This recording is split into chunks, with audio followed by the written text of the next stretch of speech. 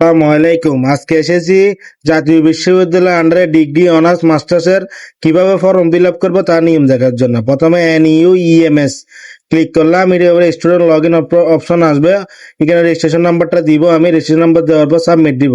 Submit দেওয়ার পর form fill আপে ক্লিক করবো। ফর্ম ফিল আপে ক্লিক করার পরে অ্যাপ্লাই নাও ক্লিক করবো। অ্যাপ্লাই নাও দেখবেন বাম পাশে নাম নাম বাবার নাম মার নাম ঠিক আছে কিনা, ঠিক থাকার পর নিচে গিয়ে মোবাইল নাম্বারটি দিব আর সাবজেক্ট কোড মিলিয়ে নিব।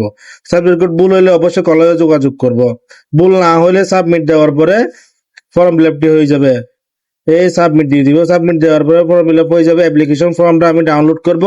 ওই ফর্মটা আমি কলেজে জমা দিয়ে দিলে টাকা, রেজিস্ট্রেশন কার্ডের ফটোকপি আর 2 কপি ছবি জমা দিব, তাহলে আমার ফর্ম ফিল আপটি হয়ে যাবে। এটা হচ্ছে যে অনার্স মাস্টার ডিগ্রি যারা ফাইনাল পরীক্ষা দিবে, ফাইনাল পরীক্ষা দেওয়ার জন্য এই ফর্ম ফিল আপটি এইভাবে করতে হবে। সবাইকে ধন্যবাদ। আসসালামু আলাইকুম।